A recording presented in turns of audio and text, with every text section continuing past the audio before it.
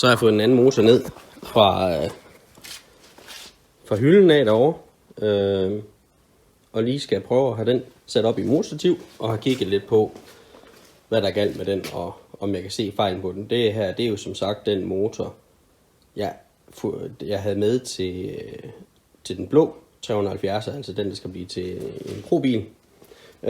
Og den har jeg så ikke selv på at køre med.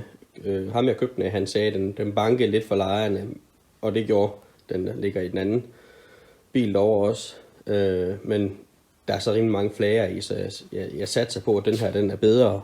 Og ellers så må vi lige se, fordi er det alt for slemt, så er det måske nemmere bare at købe en anden motor og lægge den i den anden derovre i seat-time-bilen eller showbilen, lad os nu kalde den.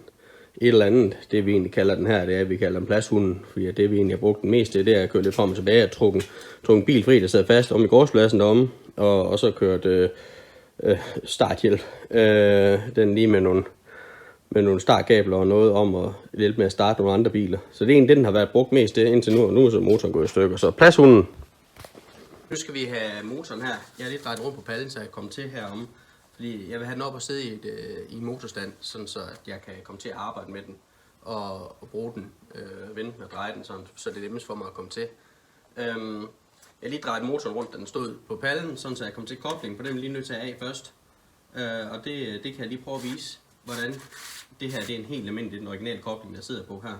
Med en trykfod og en nav herinde i, og så et svinghjul, og det er jo sådan en duel med svinghjul. Og så sidder der så også på den her, der sidder sådan en taktgiver herovre med et takthjul her bagpå, som ligesom viser, hvor motoren er henne i sin cyklus. Og det skal vi selvfølgelig ikke have ødelagt, og det skal vi også passe på, når vi piller det af her.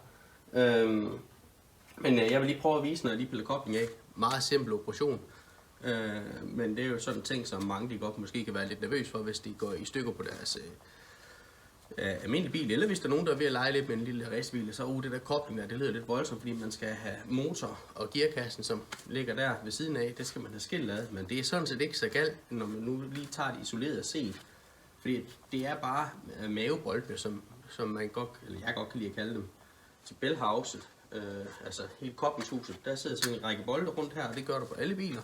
Om det så er en langsliggende motor som den her, eller en tværliggende motor, som det oftest er en forholdsgruppen bil, jamen så er det mavebolden af, ryk tingene fra hinanden. Selvfølgelig er der en masse kardanger og trækaksler og hvad så videre, man også skal have af, alt afhængig af hvilken bil det er og så videre. Men når man lige får det trukket af, så er det sådan set bare koblingen her, og det er sådan ret simpelt. Det vil jeg lige prøve at vise, hvordan jeg lige piller den af.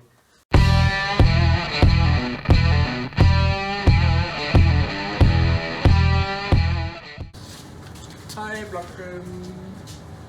Nu kom du med. I am the owner of Power Pipes. I am the owner of Power Pipes. I am the owner of Power Pipes. I am the owner of Power Pipes. Nå, så har vi fået trykfoden og navet af, og så sidder vi med svinghjul af. Det her, det er jo sådan en duel med svinghjul, så det er sådan ret simpelt, at det kan vippe sådan her frem og tilbage, og det er det, der giver sådan en dejlig let kørsel, når man er ude og køre almindelige gadebiler, der sidder i langt de fleste manuelle biler i dag. Men det er ikke så rart til racebil, så det, hvis vi skal upgrade her, så fjerner det her dual-mass-funktion, altså det her med, at den kan svinge i det her og tage nogle vibrationer her igennem. Men nu vil jeg pille svinghjul af, og så er vi sådan set inde ved, så tror jeg lige at pille manifolderne af bagefter, så det er endnu nemmere at få den op i motorstativet. Nå, det var en lang dag på værkstedet i dag. Vi har forskelligt lidt af den her ad. Jeg er lidt ærgerlig over, at jeg ikke lige har fået filmet, at vi også tog og skilte den anden motor ad. Den jeg egentlig havde på hylden, som jeg lige viste tidligere, der var vi lige skiftet koblingen på. Den er sat tilbage på hylden igen nu. Og det er den gjort, fordi da vi fik den skilt ad, og det er lidt ærgerligt, at jeg ikke lige fik det vist. Der kan vi godt se, at den var i hvert fald i værre forfatning, den motor der er inde i, end den anden motor, der var herover, som der ligger i bilen. Så vi valgte at samle den igen. Lang historie kort. Vi kan se, at den har været rigtig varm. Den vil køre rigtig varm med olien, og det er derfor, den har i hvert fald taget samtlige lejer i undermotoren. Og der snakker vi pejlejer, og vi snakker hovedlejer. Altså dem rundt om krumtappen og motorblokken, og dem rundt om krumtappen og pejlstængerne. De er taget alle lejerne. Så de skal i hvert fald skiftes, og der var rigtig meget sod inde i den. Altså den her varme, brændte olie, sådan helt tjæreagtig, der var brændt fast. Så den var ikke i umiddelbart så god forfatning i og med, at vi gerne vil lave en hurtig overhaling af motoren, så er det måske ikke den bedste motor at bruge som udgangspunkt. Så, diskussionen eller tankerne omkring det, var, at om vi skulle købe en anden motor, altså simpelthen bestille en motor hjem fra en ophugger et eller andet sted rundt omkring i verden, og lægge den i, altså en standard motor, lægge den over i og køre og have det sjovt igen, for det er jo det der hele grundlaget med den bil her, det er, at den skal sådan set bare køre mere eller mindre standard. Det skal ikke alle mulige vilde opgraderinger, det kunne være rigtig sjovt, men det kan den anden bil få lov til, den anden 370, og den der skal køre pro-bil. Så vi stod og snakkede længe frem og tilbage og blev enige om, ved du hvad, vi tager lige, for at danne os et overblik over det, så tager vi og rykker bunden af den her pladshunden, som vi nu har kaldt den. Jeg har gjort det, at jeg har sat en motorbro på her ovenpå. Det kan jeg lige køre den ned og vise. Lad os lige gøre det først. Kører lige værkstedsbordet her lidt væk til at komme til.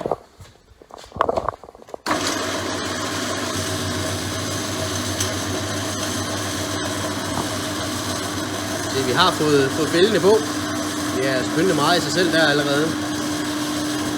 Men altså, jeg har ikke gjort noget ovenpå ved motoren deroppe for at nå her til, hvor vi er nu. Og det er jo sådan lidt det, der er pointen i det. Jeg vil ikke lige gøre noget. Jeg vil helst ikke lægge alt for mange timer og energi i det, før jeg lige helt nøjagtigt ved, hvad der skal ske. Fordi, hvad skal man sige, fejlfinding, det er nogle gange det halve arbejde, hvis ikke nogle gange mere.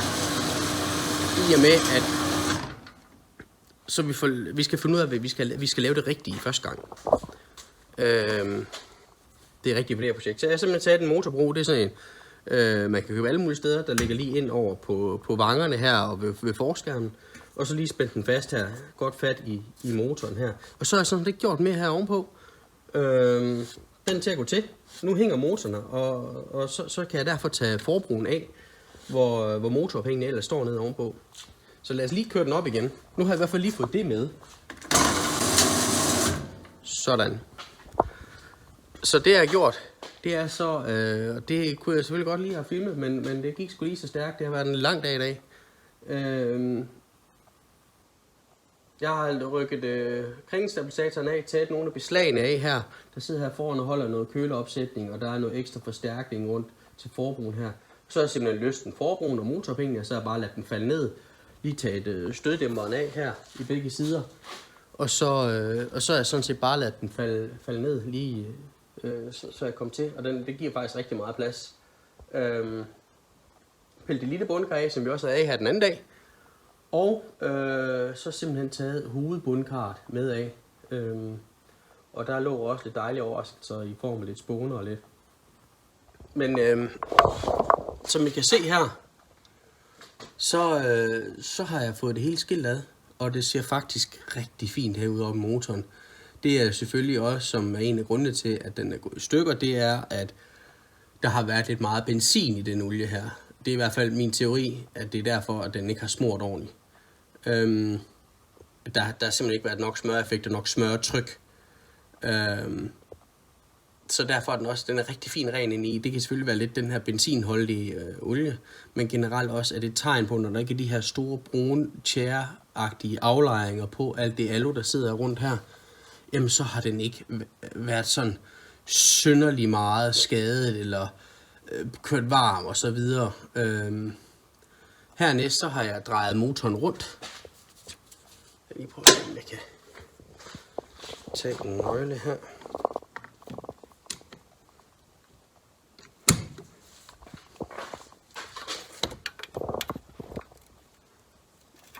gør jeg ganske simpelthen lige ved at sætte den på heroppe på remhjulet heroppe, og så bare dreje. Og kan man høre, at der kommer lige lidt kompression, og den er også lidt sej at dreje. Det er ganske simpelthen kompressionen fra motoren af, og i stemplerne. Og det er jo super dejligt, man kan høre den. Men, og det er selvfølgelig nok lidt svært at se, men det man så kigger efter her, det er, at der skal ikke være sådan nogle blå lejeoverfald her. Hverken dem på hovedlejerne her, som sidder oppe i krumtoppen. De bliver selvfølgelig ikke blå på samme måde, når det er aluminium. Men man kan se sådan en kraftig aflejring af brændt olie og alt muligt, hvis det bliver rigtig varmt. Og det første, der bliver varmt, det vil formentlig også være pejlelejerne, i og med, at det er de sidste, der er på smørerækkefølgen, når det kommer ud af pumpen. Jeg har haft et par lejerne af her, og der var ikke umiddelbart noget at se. De var, hvad skal man sige, slidte et leje. De skal jo helst ikke blive slidt, fordi der skulle gerne være en oliefilm imellem altid, men lidt slid vil der altid være. Og det var der ikke noget synderligt. Der var herhenne bagpå, fordi at jeg ville også gerne have, at jeg kunne finde leje, fordi vi har jo set spånerne, der ligger i bundkarret og i olien, så det skal jo komme et eller andet sted fra. Piller så den bagerste af herhenne. Herom. Og ja, det er lidt svært at se. Lad os lige prøve at vende rundt og kigge en gang. Godt, så er det lige lidt nemmere for mig også at følge med her. Som I kan se der, her sidder pejlsølet, altså krumtapsølen til den bærcylinder, og det er umiddelbart den, der også smører sidst, altså er sidst i smørerækken. Nu skal jeg lige have en lampe med herover, så vi kan se ordentligt. Det er et klassiske problem, når man skal prøve at filme ting. Men der kan man se, at den har været lidt varm, og der er lidt aflejring, og leje er simpelthen også taget. Det er ikke ret godt mere. Men det var ikke blå ovenpå pejloverfaldet. Så det er jo et rigtig godt tegn. Det vil altså sige, det er jo også lidt det, jeg selv oplevede, at jeg var ude og lave en brænder, og meget, meget, meget kort, for at se, om det virkede. Og så kørte jeg hen til porten, og så begyndte den at stå og tikke lidt. Så det er meget begrænset, hvor længe den har kørt. Så det er jo ikke, fordi den har været varm, det er, fordi der har været dårligt smørtryk og dårlig olie på.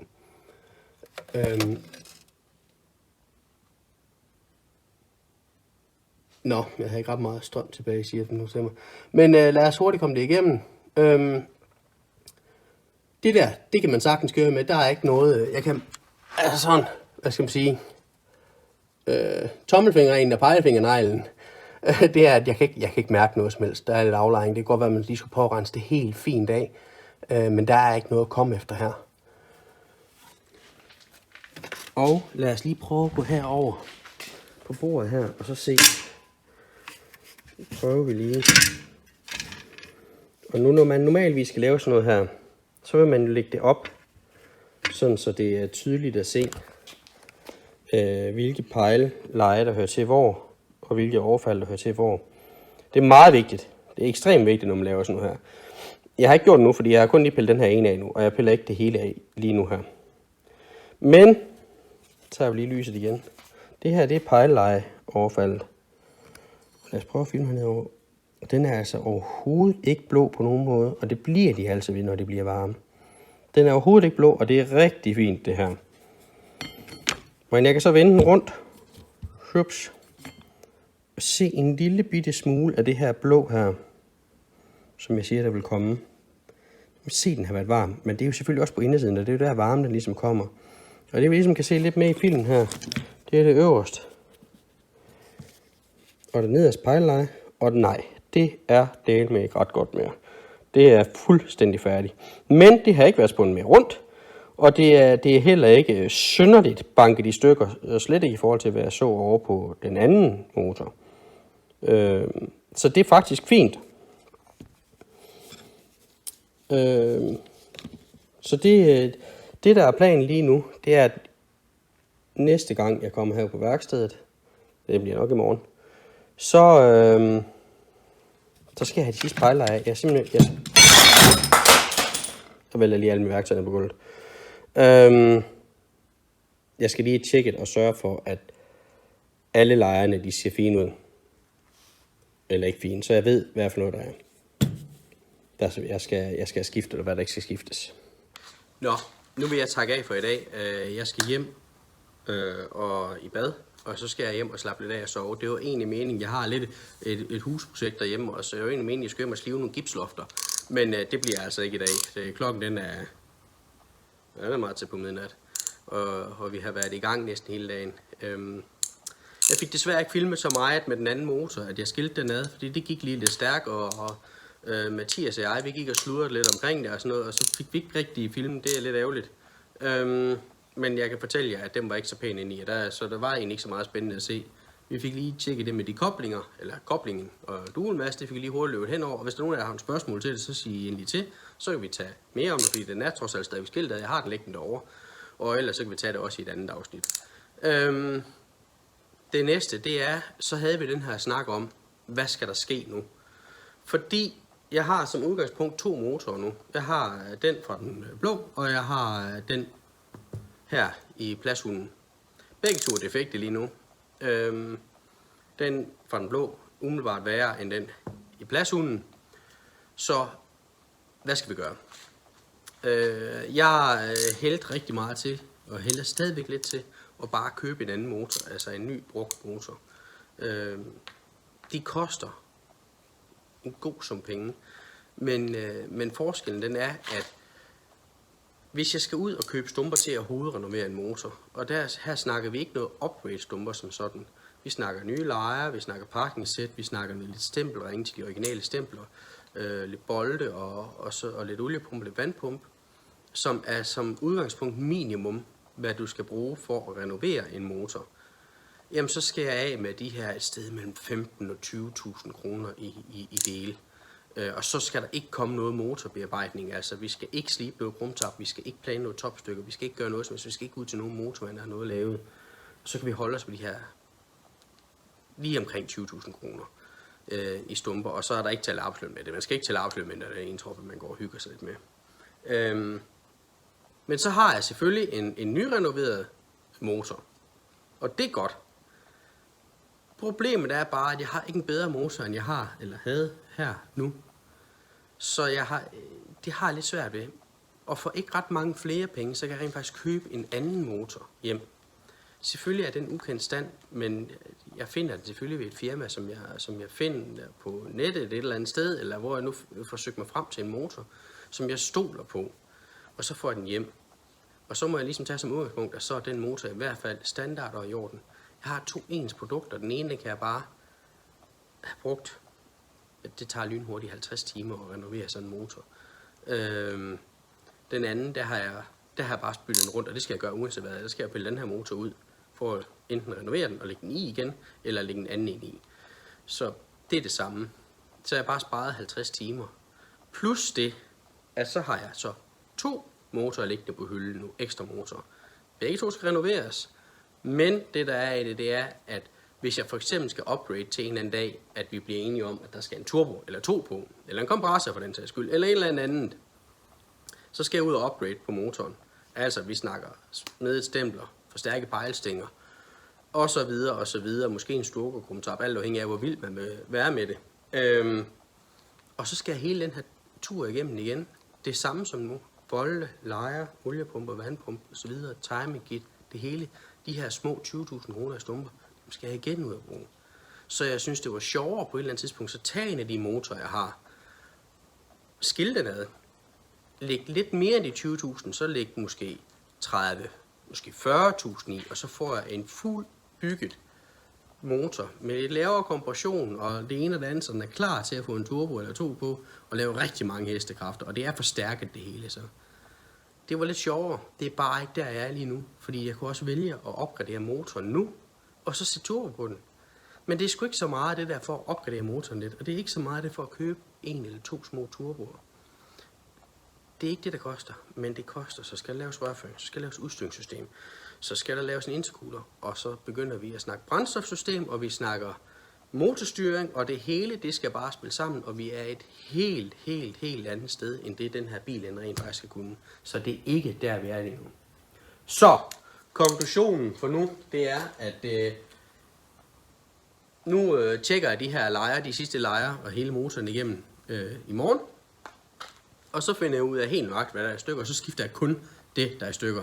Og lukker øjnene for alt, hvad der er fagligt korrekt at gøre, og lukker øjnene for alt, hvad der er foreskrevet for Nissan og alle mulige andre, og tænker, at det her, det er principielt bare en gammel Nissan. Og så skifter jeg de ting, der er gået i stykker, samler lortet igen, og så står jeg back to basic. Forhåbentlig så starter bilen uden at banke i nogen lejer, og så kører vi, og så har jeg en eller anden relativt fin produkt, som vi se, hvor længe det holder, og så er vi i hvert fald nået så langt. Men det har kostet mig en brøkdel af penge, så jeg kun købe 1, 2, 3 sæt lejer, og så vil jeg altså køre ned igen. Og det koster ikke ret meget. Så det tror jeg lige, det er planen indtil videre, at det er det, vi gør. Og hvis ikke det dur, jamen så ryger der sgu lige en ny motor i kurven, og så tager vi den derfra og får skiftet den. Men hvis I har nogle spørgsmål til det her, er der et eller andet, I gerne vil se omkring det her, jamen så smid en kommentar ned i kommentarfeltet, og ellers så husk at gå ind og abonnere på kanalen, og følg med i, hvad der ellers sker fremover med de her fede biler og projekter, vi nu har gang i.